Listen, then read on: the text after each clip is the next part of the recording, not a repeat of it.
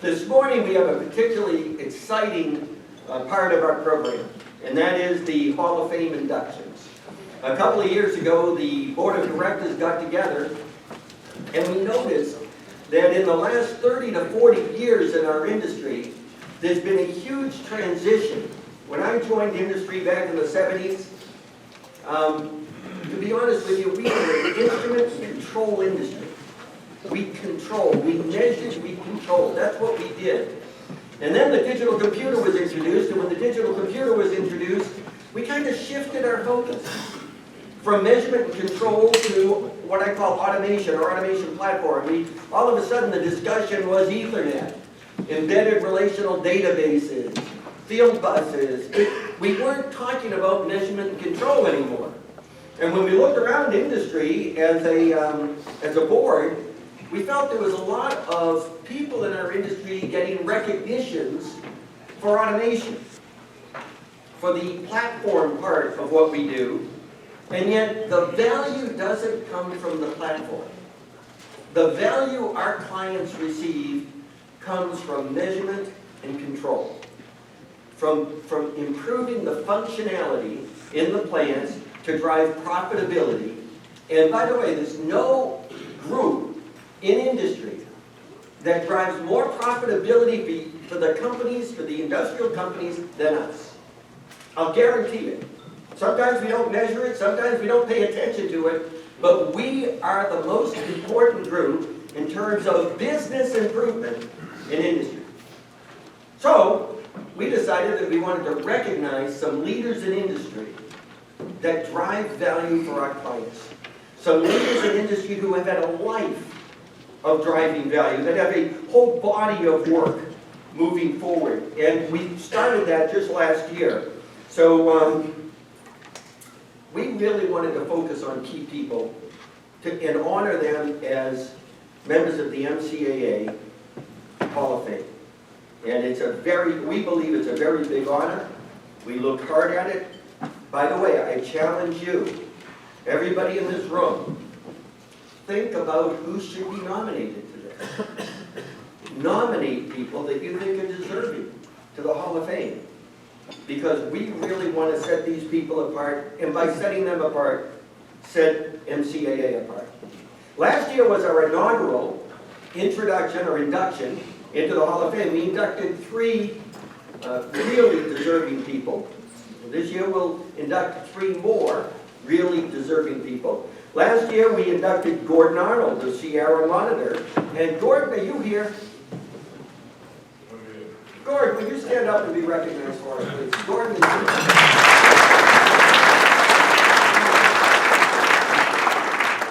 I knew you were at the meeting. I just didn't know if you made it down to the room this early. So it's good to see you here.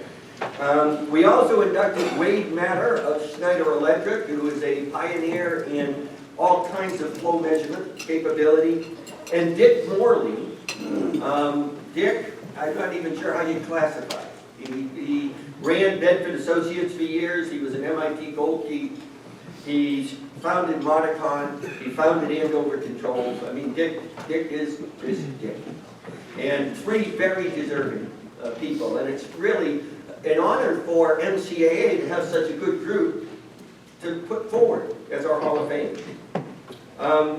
Again, the Hall of Fame is designed to recognize a body of work that has contributed to measurement and control in a significant and memorable way through either technical advancement, business accomplishment, so we include the business accomplishment as part of the Hall of Fame, and industry leadership.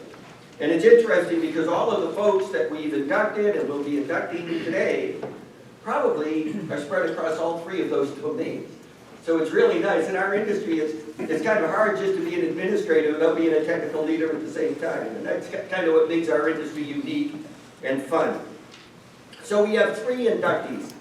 And we're going to group 2 of them together because one of our inductees could not be here today. But let me start with Robert.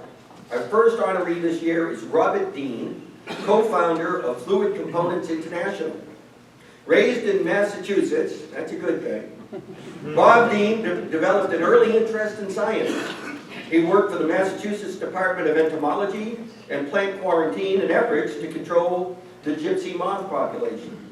He served in the Navy from 1946 to 1948 as a machinist mate and became a qualified submariner with service on the USS Argonaut and the USS Greenfish. Mr. Dean graduated from the Allen School of Aeronautics in Rhode Island and moved to California in 1954. There he worked in the aerospace and defense industries and met Malcolm Mac McQueen, that was very good, who was working as an aerospace engineer while Bob was working as an instrument sales rep. Together they founded Fluid Components International in 1964. Bob Dean is the holder of 3 patents, including the original thermal flow switch patent, which helped launch FCI as a business. He also holds patents covering improvement to the thermal switch and liquid to gas phase change detector. In the 1970s, FCI developed an air to gas flow meter based on thermal dispersion technology. The company started a nuclear division in 1978 to deliver level flow and temperature measurement to the nuclear power industry. Bob Dean retired from MCI in 1995, but returned in 2010 to offer expertise and guidance on research and development projects. He continues to work closely with the FCI engineers on specialized projects such as flow instrument applications and proprietary sensor packaging design. Bob couldn't be here today, but his partner is here both for himself and for Bob. So his partner will receive both Hall of Fame inductions in honor of Bob and himself. His partner and FCI co-founder is Malcolm McQueen, or Mac McQueen, co-founder and chairman emeritus of Fluid Components International. Mac McQueen received his bachelor's degree in mechanical engineering from the University of California, Los Angeles. His early career was spent as a design engineer in the aerospace industry. It was then that he met Bob Dean, who was working as an instrument sales rep. Together they founded Fluid Components International in 1964, located in Canoga Park, California. McQueen holds over 19 U.S. and international patents involving flow applications. In the 1970s, FCI developed an air-to-gas flow meter based on thermal dispersion technology, and their thermal flow meters were quickly accepted based on their accuracy and repeatability in the demanding process industries. To accommodate an expanding international customer base, the company opened a European Sales and Service Center in 1993, followed by establishing FCI China in 2010, and most recently opened a subsidiary in Saudi Arabia in 2016. FCI has received the Control Global Magazine Reader's Choice Award for thermal flow meters and flow switches for the past 25 consecutive years. Matt retired from FCI in 1995, but continues as an active consultant in research and development, and has served as the FCI Chairman Emeritus since 2000. He also tells great stories, as I found out yesterday, so that's good. Always an active philanthropist, he supported the YMCA and Boys and Girls Clubs. He was named Man of the Year by San Marcos, California Chamber of Commerce, and created a 15-acre park behind the FCI plant for community events. In 2014, he established the Malcolm Murdoch McQueen Scholarship Fund for students pursuing a career in instrument engineering. Please join me in welcoming Mr. Malcolm McQueen.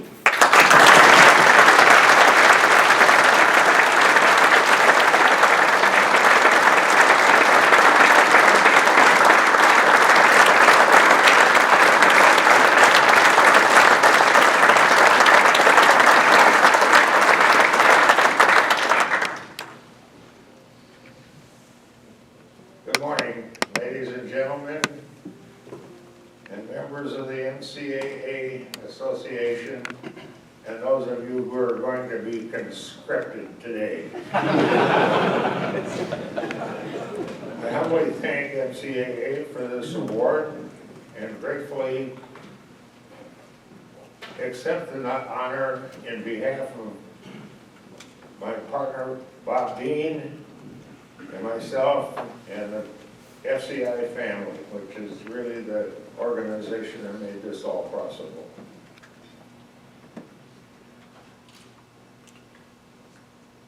I think it's interesting that Bob and I have successfully pursued the technology of thermal dispersion mass flow measurement. In fact, we were kind of the pioneers in it.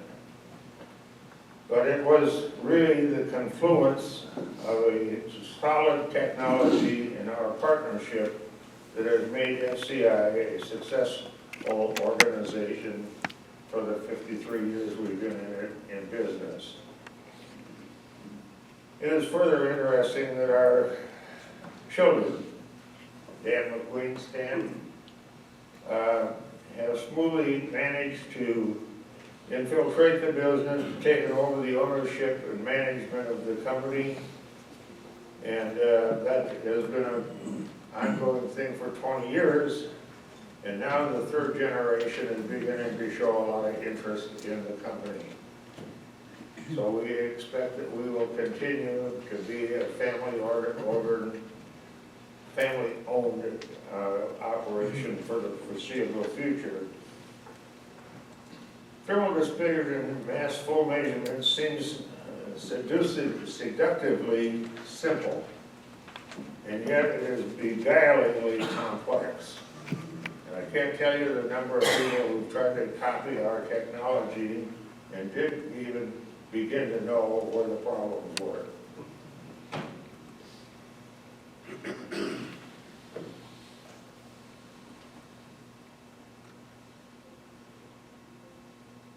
Thermal dispersion mass flow measurement seems, wait a minute, I think I said that, didn't I? Bob and I have been successful as partners because we have non-trivial, respect, selective memory, friendly conflict, trust, and in Bob's case, a world-class patience. And if there are any of you who are aspiring entrepreneurs, let me tell you, those are really important ingredients.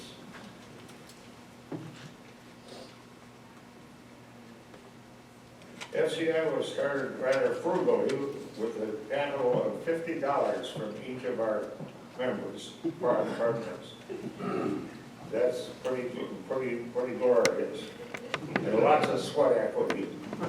To prove the concept, we started with a mixing bowl of water, a spoon, a candy thermometer, and to demonstrate the thermal convection type of heat transfer, a very crude soldering iron. It worked. Bob and I have focused on maintaining quality vendors, employees, reps, and customers. This includes fixing problems with no questions asked as to who is at fault. And that's pretty important too. Because if you've got a customer, you better hang on hard and don't blame him for what he's done. We have always been committed to development and best possible product and growth and customer satisfaction. Early on, we knew that the instrument was right, profits would follow. We didn't spend much time fronting over profit. We turned it all back into the company in the early ages. Even in our advanced age,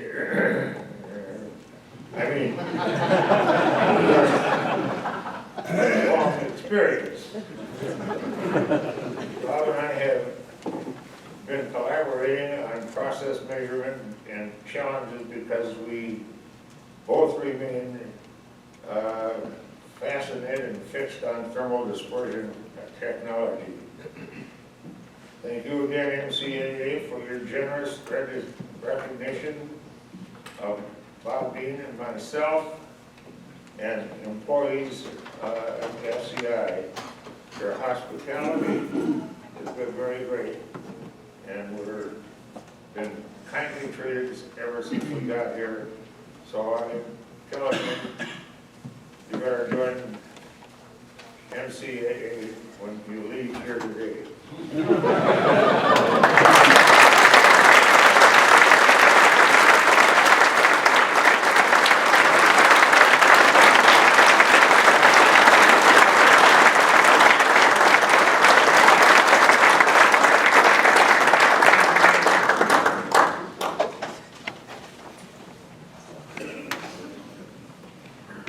Isn't it great to be part of an industry with such leaders?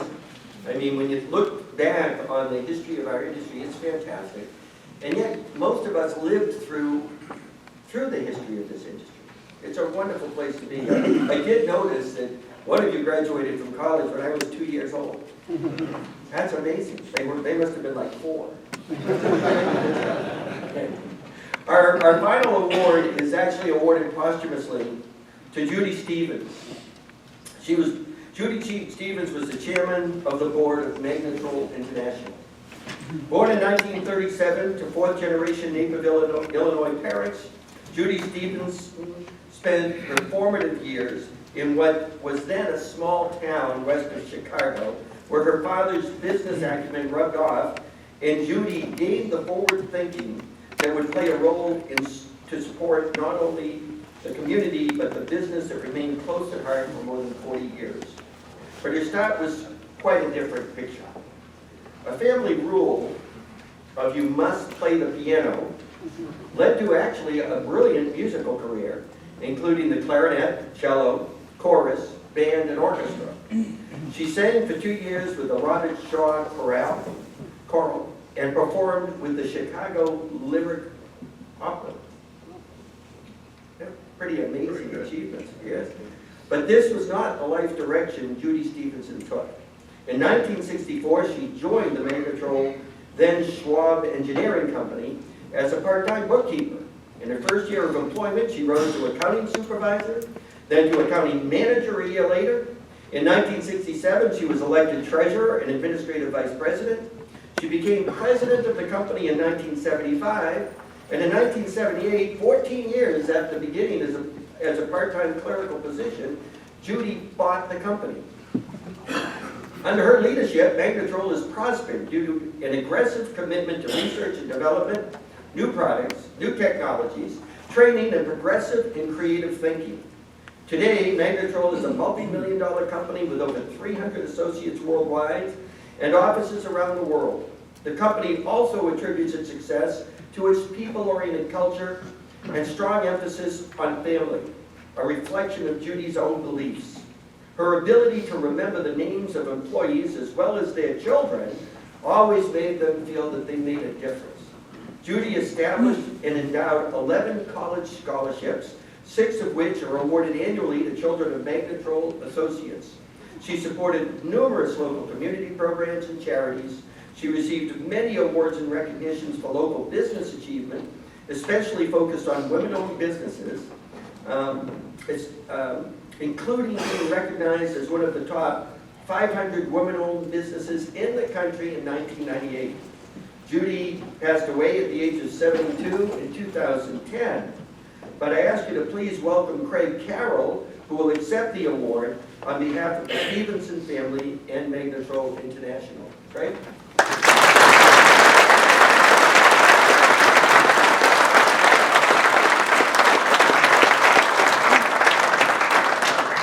Thank you, Peter, and thank you to the MCAA. I'm a poor substitute for Judy, but I'll do my best. What a remarkable story. I mean, when you think back over the time that we see Judy here, in the era in which she did this, it emphasizes how much more remarkable the story actually is. Her story and the story of Magnetrol really is a story about passion, drive, and commitment and determination. So when you look at Judy, some seek leadership for their own personal benefit. Judy sought leadership or assumed leadership for what she could do for others. Well-known philanthropist. There's many, many stories of Judy over the years, how she influenced, how she applied personal attention to the people within her organization, and helping people with a crisis in their own family, even helping them with financial issues. So she really created a culture within the Magnetrol family of companies of people come first. She truly believed that people were really the greatest asset of her organization. And while Judy had very high expectations when it came to operational excellence, I think we have some long-term Magnetrol reps in the audience. They can tell you about the yearly the sales review that went on. She inspired people also to achieve their best. So I'm confident in saying that Judy would have been genuinely touched and grateful for the award. And on behalf of Judy, Jeff and Lori Swallow, and the Magnetrol family of companies, thank you very much for honoring Judy Stevenson.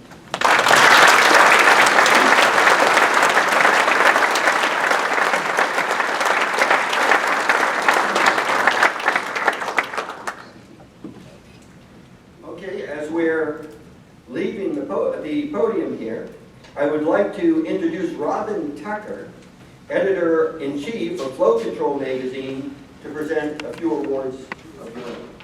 Robin? Go ahead.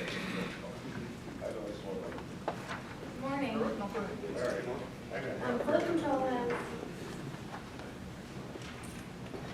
Flow Control has honored the fluid handling industry's ongoing commitment to manufacturing excellence through our annual Innovation Awards program for nearly 2 decades. Each year, we're proud to present the latest innovations and technology breakthroughs in our industry based on an open nomination and reader voting process. This morning, I'd like to recognize our 2016 honorees. And if any of you are here, please stand when I call your name to be recognized. The winner of the 2016 Innovation Awards was Wakeland Instruments. Honorable mentions were Anderson Hauser,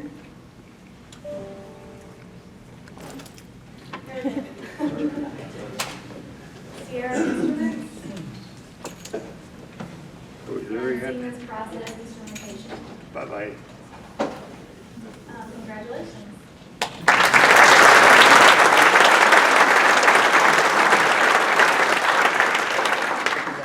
Voting for our 2017 Innovation Awards will open soon, and you can go to flowcontrolnetwork.com